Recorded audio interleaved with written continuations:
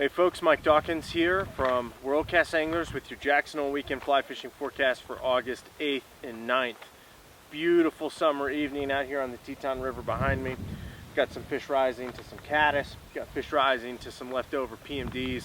Looks like it should be a pretty good evening out here fishing wise if this wind stays down and keeps some of the bugs on the water. It's been a pretty windy day here in Teton Valley and in Jackson, which is a little bit strange, but this time of year we get lots of heat and hot air and cool air mixing where we get weird weather patterns and weird wind currents and things throughout the day. So pretty normal Jackson Hole and Teton Valley summertime weather.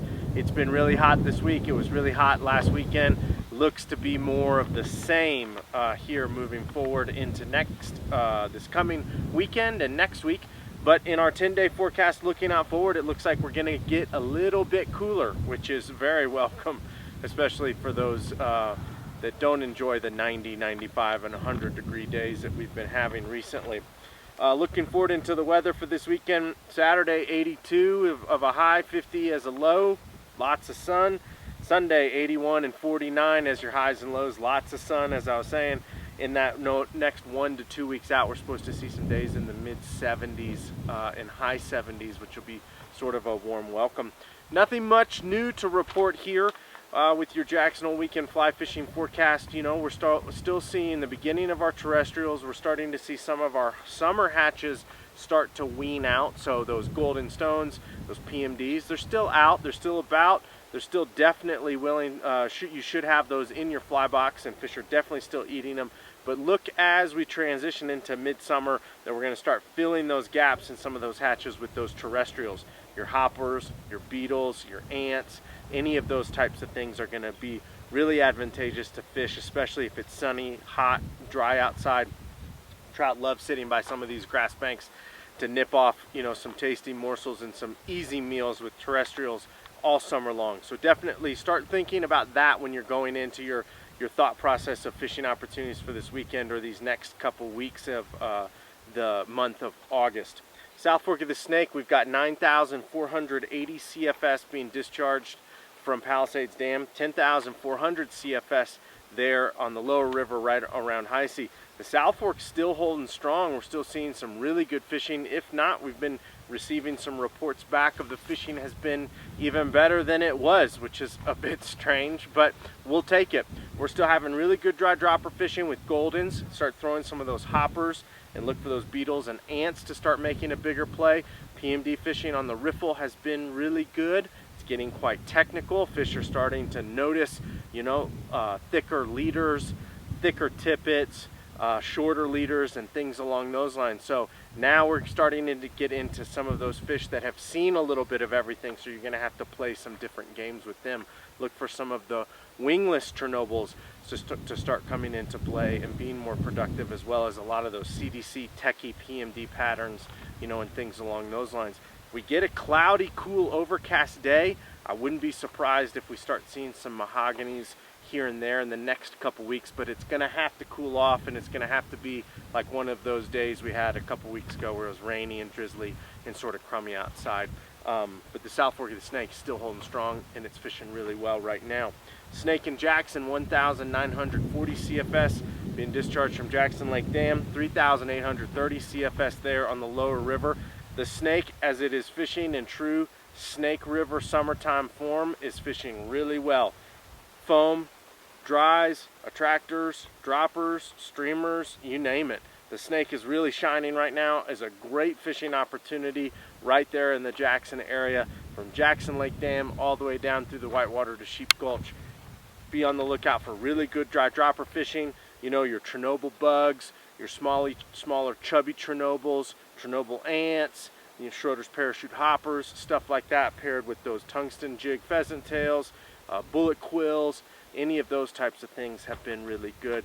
The double dry rig with the big parachute Adams, maybe a parachute PMD, some Royal Wolf, some of those sort of generalistic attractors have been really productive, and the streamer fishing during the low light periods has been really good.